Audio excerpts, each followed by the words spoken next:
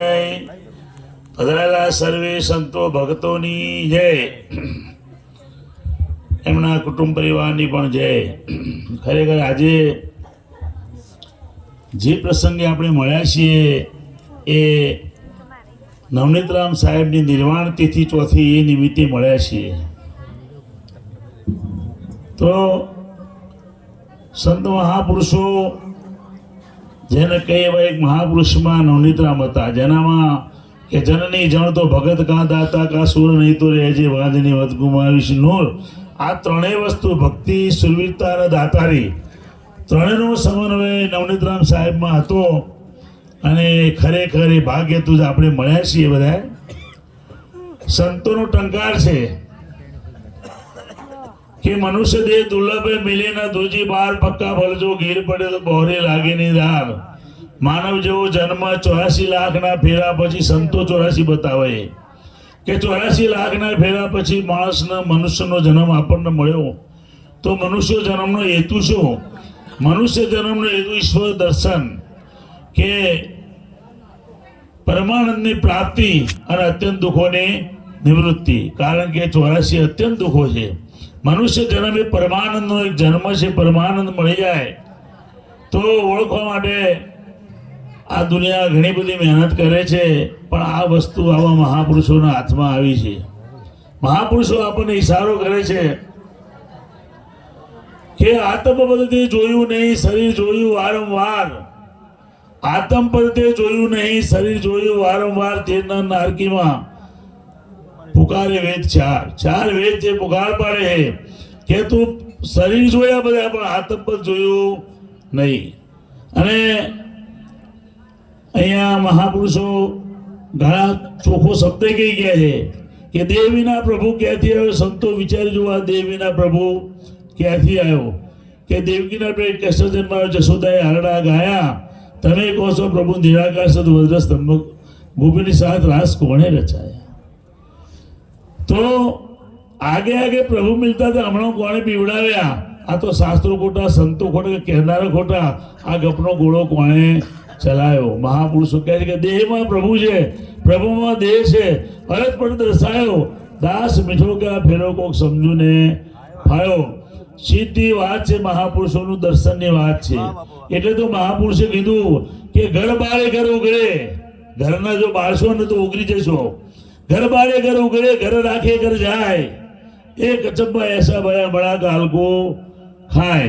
કે ભાઈ આ ઘર બાળશો તો ઘર ઉગડશે. આ સંતોએ ઘર બાળ્યા સાહેબ, પોતાનું દેહાભિમાન મૂક્યું. કારણ સંતોનો ઈશારો છે કે જીવન 5 તત્વ ગુણ છે, 25 લેજે વિચારી. મંથન કરજે ને મનમાં તત્વ લેજે તારી. આ તત્વનો વિચાર છે. કારણ કે પરમાત્મા છે ને એ લાલ લીલો પીળો ને લાલ સફેદો ચેતન નથી, વર્ણે કાળો. આ પરમાત્મા કોઈ રંગમાં આવતો નથી. લીલો પીળો ને લાલ સફેદો ચેતન નથી, વર્ણે કાળો. આ તો 5 તત્વના પડદે બોલે. આમ જ બોલી જોઈએ છે. 5 તત્વના પડદા બોલે, વાદળ વધે જેમ વરસાડો. એમ સાહેબ જો આનો તમે અનુભવ કરો તો સંતોનું કહેવું છે કે ઊંચ નીચમાં એક જ આત્મા. ઊંચમાં ગણો કે નીચમાં ગણો, આત્મ તત્વ એક જ છે. ઊંચ નીચમાં એક જ આત્મા. વૃદ્ધ જોબન નથી, બાળો એ વૃદ્ધ નથી, બાળક નથી કે યુવાની નથી. હિન્દુ તુરકનો એક જ આશ્રમ. આશ્રમ એટલે શરીર. હિન્દુ જુઓ કે મુસલમાન જુઓ, શરીર બધા એક જ તત્વમાંથી બનેલા છે. હિન્દુ તુરકનું એક જ આશ્રમ, ધાતુનું જેમ ઢાળેલ ઢાળો.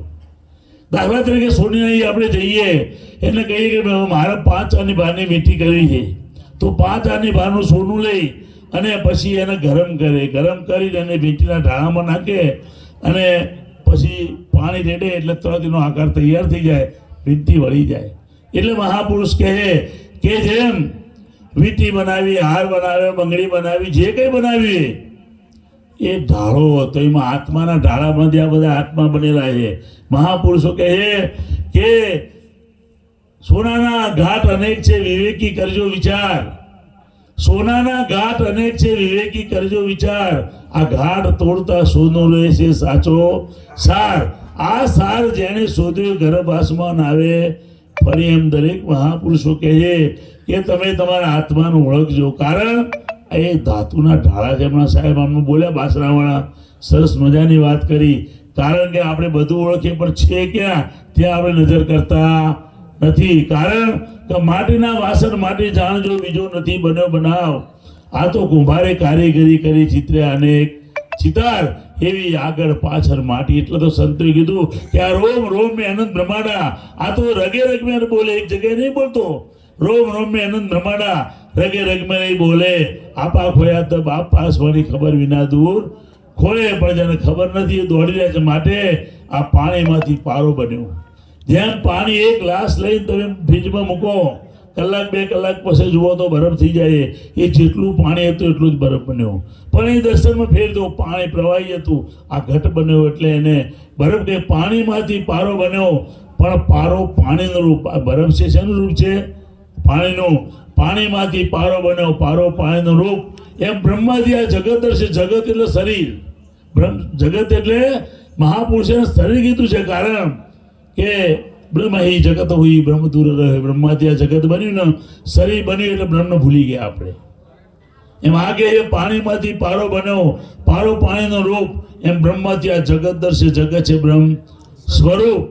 તો આ બ્રહ્મ સ્વરૂપનું જો સાહેબ આપણે ધ્યાન આપીએ. આ તો નથી કરવાનું. સંતોએ જે કીધું એ આપણે કરતા નથી.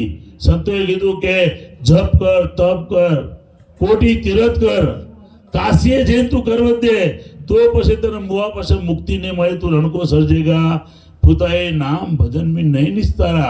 जाग जाग मन सुक्यू सोता, जागृत नगरी में ચોર ની લૂંટે જગ મારેગા જમ દૂતા. માટે સંતોએ કીધું આને ઓળખો. ઓળખશો તો આપણો ભવસાગરનો ફેરો સીધો પડશે. નહીં તો સંતોનું કહેવું છે કે 84 તો તમારા માટે છે જ. એટલે અહીં મહાપુરુષો કહે કે અણુ થકી આજ સુધી વ્યાપક વિશ્વાધાર. જ્યાંથી આ દુનિયાનું સર્જન થયું છે ત્યારથી થયું, એનો કોઈ તવારીખ નથી.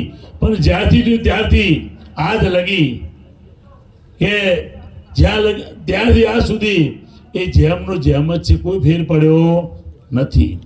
અણુ થકી આજ સુધી વ્યાપક વિશ્વાધાર. જ્યાં જેવો ત્યાં તેવો એ બોલે બોલન.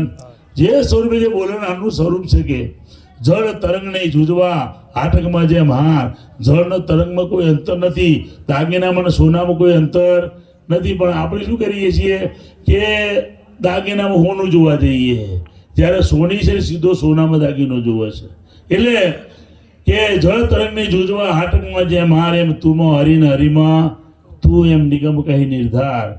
તો સંતો મહાપુરુષો એક પરોપકારી હતા. તરુવર સરોવર સંતજન ચોથા બરસત મેં.